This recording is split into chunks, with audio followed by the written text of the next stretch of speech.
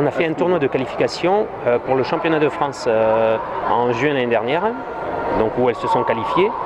Et la première phase, donc jusqu'à fin décembre, enfin mi-décembre, on avait une poule de brassage championnat de France. Et à partir du classement, il y avait donc 3 équipes qui montaient en poule haute et 3 équipes qui allaient en poule basse. Donc nous on a terminé 4e, on est parti en poule basse. Et donc celles qui sont en poule haute, elles font le championnat de France, et celles qui passent en poule basse sont en challenge de France. Est-ce qu'il y a des équipes landaises, des équipes de handball landais qui sont qualifiées pour les poules hautes? Est-ce que c'est... Non, à l'heure actuelle, aucune. On est la seule équipe landaise en niveau national, donc en challenge de France, mais quand même au niveau national. Après, il y a des équipes girondines ou donc du 64 qui se sont qualifiées. On était avec elles dans les premières, dans le premier tour de brassage. Voilà, donc elles ont recommencé leur phase comme nous aujourd'hui, enfin ou hier, ce week-end. Et voilà. Donc nous maintenant, notre but, c'est essayer de terminer le mieux possible pour avoir des finalités nationales.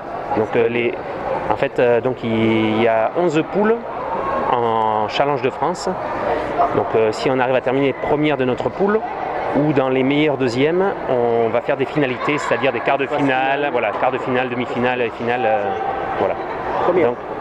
Donc ça serait, là on est sur des poules de 6 équipes.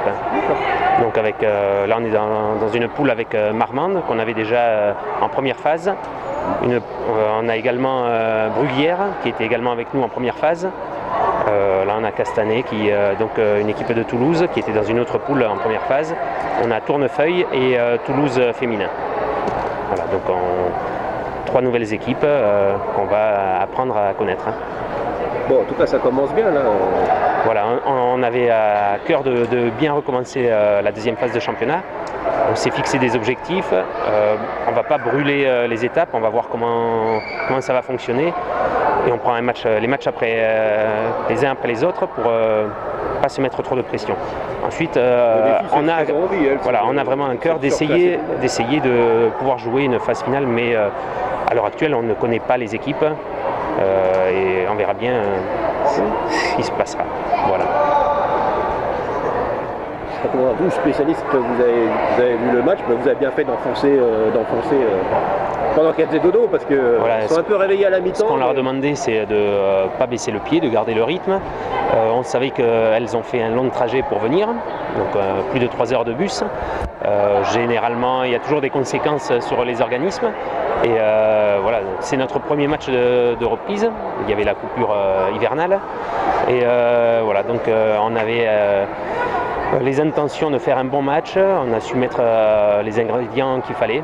Et notamment défensivement gêner au maximum pour qu'elles ne fassent que des tirs de loin, ce qui a facilité le travail de nos gardiennes, et des tirs d'Elière dans des angles très fermés, donc compliqué de marquer pour elles.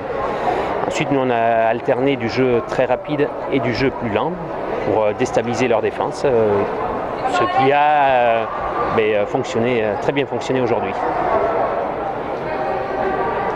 Calendrier, donc prochain match. Prochain match semaine prochaine à Marmande, donc samedi. Ensuite, on a une semaine où on n'a rien, et ensuite on reçoit Bruguière, donc une équipe à côté de Toulouse qu'on avait déjà en première phase. On reçoit donc le 7 février.